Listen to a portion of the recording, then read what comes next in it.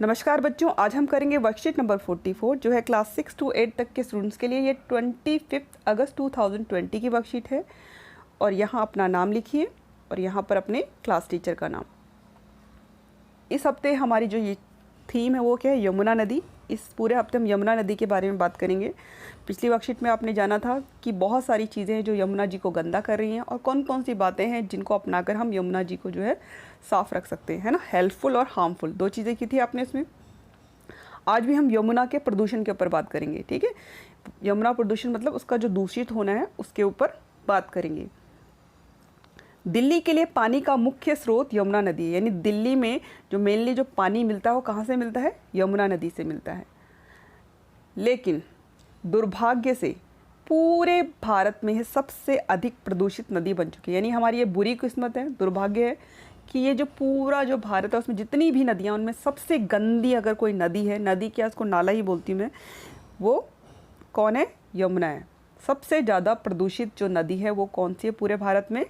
यमुना नदी। और इतना प्रदूषित हो चुकी है जिसकी वजह से अब इसे मृत नदी की संज्ञा भी दी जाने लगी। मृत नदी मतलब जो नदी मर चुकी है। मृत मतलब मरा हुआ।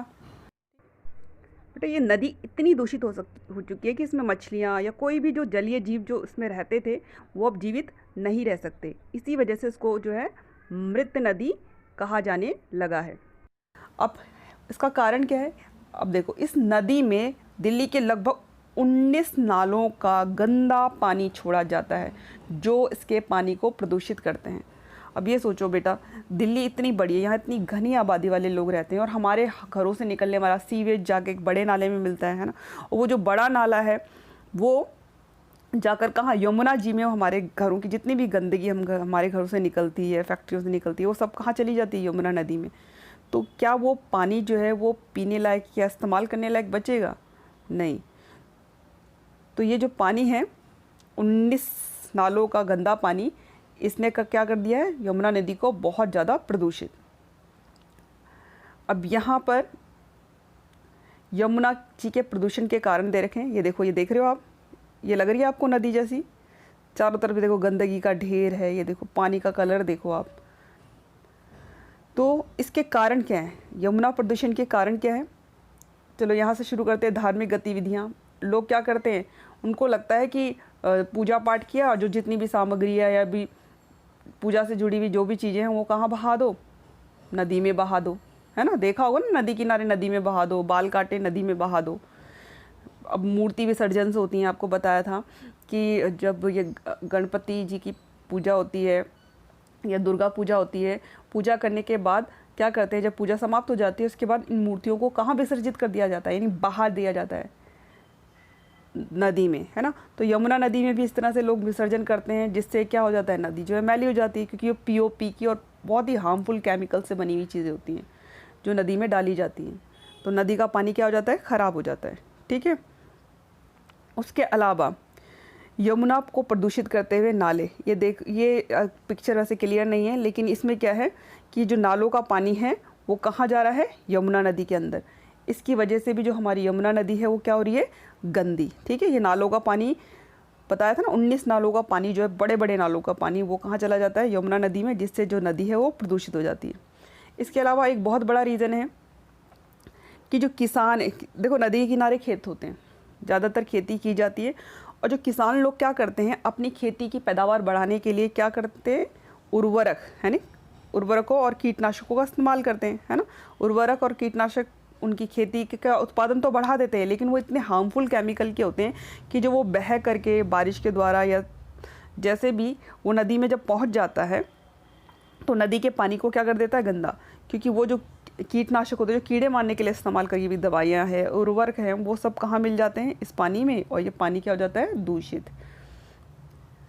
उसके अलावा ये देख रहे हो आप, ये फैक्ट्री का जो कचरा है, औद्योगिक कचरा, वो कहाँ डाला जा रहा है?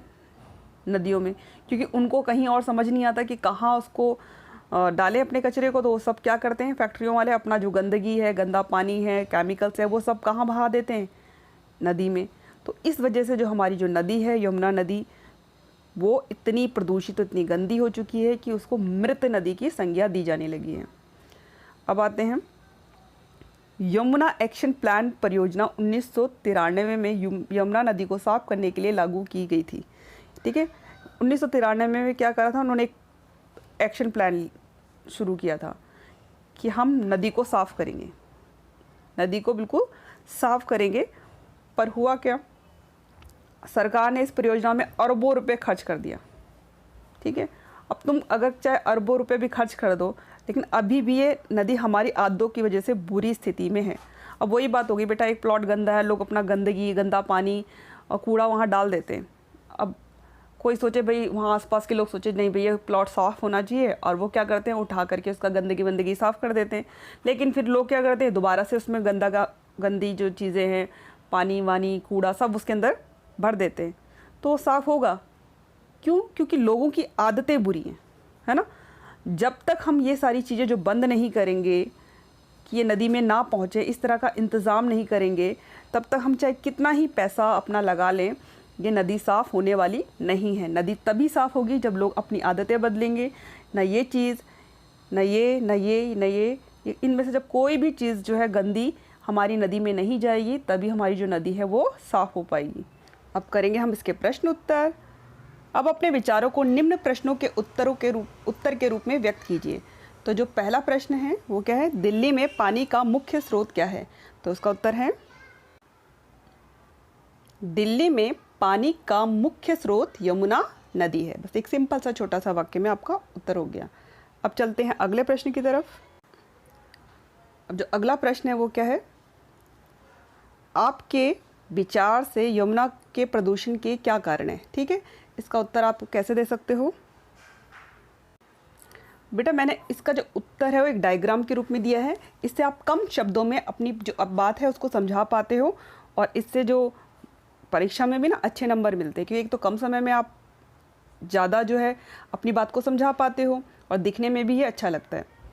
तो इसमें क्या है, सबसे पहले मैंने बीच में बना दिया क्या, ये कि यमुना नदी के प्रदूषण के कारण। सबसे पहला है गंदे नालों का पानी, है ना, इसकी वजह से जो है यमुना नदी जो है वो प्रदूषित होती है। दूसरा है धार्मिक गतिविधियाँ, जो मूर्तियाँ विसर्जित कर देते हैं या पूजा पाठ का सामान डाल देते हैं। तीसरा है कीटनाशक और उर्वरक, जो उसके आसपास खेत हैं उनमें जो कीटनाशक और उर्वरकों का प्रयोग किया जाता है, उनसे भी यमुना नदी जो है प्रदूषित हो जाती है। और इसका जो लास्ट चौथा कारण है सबसे बड़ा, औद्योगिक कचरा, है ना, कि जो उद्योग और फैक्ट्रियाँ हैं वो अपना सारा कचरा कहाँ डाल देती हैं, यमुना नदी में। तो आप ऐसे लिखोगे तो कम शब्दों में आप अपनी बात जो है समझा पाओगे। अब चलते हैं अगले प्रश्न की तरफ। अगला प्रश्न हमारे पास है, यदि आपके पास अलादीन की तरह एक जादुई चिराग हो तो आप जिन से यमुना नदी के लिए कौन सी 3 इच्छाएं पूरी करने के लिए कहेंगे? जिन होता है ना, जिसको चिराग से रगड़ के जिन बाहर निकलता है, आप 3 इच्छा मांगोगे, किसके लिए? यमुना नदी के लिए। तो मैंने जो इच्छाएं मांगूंगी वो मैंने इस तरह से लिखी है, आप चाहो तो ये लिख लो या फिर कुछ और लिख लो। तो आप इसका उत्तर ऐसे लिख सकते हो। देखो मेरी जो पहली इच्छा है, जो जिनी से मैं मांगूंगी, नदी का पानी शीशे की तरह साफ़ हो जाए, बिल्कुल साफ़ पानी, और नदी के चारों ओर हरियाली हो जाए, और नदी में खूब सारी जो है रंग बिरंगी मछलियाँ तैरने लगे। ये मेरी 3 इच्छाएं हैं जो मैं जिनी से मांगूंगी यमुना नदी के लिए। अब चलते हैं अगले प्रश्न की तरफ, और जो इसका चौथा प्रश्न है वो क्या है,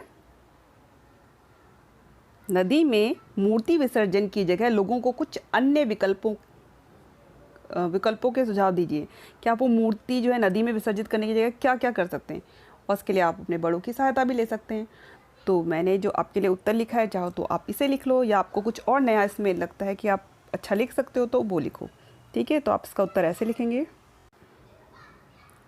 सबसे पहला है कि मिट्टी के गणेश जी बनाकर उन्हें घर में ही किसी बर्तन में विसर्जित किया जा सकता है ना। मिट्टी के गणेश जी बना लिए, कोई बड़ा ड्रम या बाल्टी है, उसमें उन गणेश, जब विसर्जन का टाइम आता है तो उसमें विसर्जित कर दो। थोड़े दिन में क्या होगा, वो जो मिट्टी है वो घुल जाएगी पानी में। ठीक है, बाद में उस मिट्टी का इस्तेमाल जो है पौधे उगाने के लिए किया जा सकता है। इस तरह से हमारी नदी को भी नुकसान नहीं होगा। दूसरी जो चीज़ है वो हम क्या कर सकते हैं कि हम इको फ्रेंडली चीज़ें होती हैं, ऐसी चीज़ें जो हमारे पर्यावरण को नुकसान नहीं पहुंचाती। जैसे मैंने एक ने देखा था कि उसने चॉकलेट का केक बनाया था, और चॉकलेट के गणेश जी बनाए थे। तो जब विसर्जन का टाइम आया तो उन्होंने उसको दूध में विसर्जित कर दिया और बाद में उस दूध को जो है प्रसाद के रूप में सबको बांट दिया। इस तरह से हमारी नदी प्रदूषित नहीं हुई और वो चीज़ का भी इस्तेमाल हो गया और भगवान भी खुश, क्योंकि उनकी वजह से नदी दूषित नहीं हुई। अब आते हैं पेपर की लुगदी, है ना। पेपर को की जो लुगदी होती है वो भी जो है इको फ्रेंडली होती है ना, उससे भी जो है नुकसान नहीं पहुंचता। लेकिन मेन काम क्या है बेटा, बजाय नदी में डालने के या नदी में विसर्जित करने के, लोगों को घर में इस तरह की व्यवस्था करनी चाहिए कि वहीं पर वो उनका विसर्जन कर सकें और जब वो घुल जाएँ गणेश जी पूरी तरह से, तो पर्यावरण को किसी तरह का नुकसान ना हो। ठीक है। इसके अलावा किसी ने हल्दी का भी जो है गणेश जी बनाए थे। जब विसर्जित करोगे तो फिर हल्दी का पानी जो है वो किसी चीज़ को नुकसान नहीं पहुंचाएगा, हल्दी तो बल्कि फ़ायदेमंद होती है।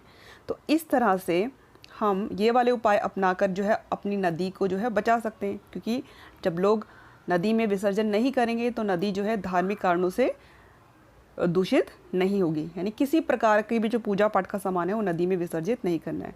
और गणेश जी को विसर्जित करने के तरीके मैंने आपको बता दिए। आपको लगता है इसके अलावा भी और कोई तरीका आप अपना सकते हो तो आप सोच के लिख लीजिए। ठीक है। ध्यान से इस वर्कशीट को करना, ठीक है, मन लगा के पढ़ना और खूब अच्छे अच्छे नंबर लेके आना। बाय बच्चों। और लाइक्स और कमेंट्स करने के लिए आपका बहुत बहुत थैंक यू।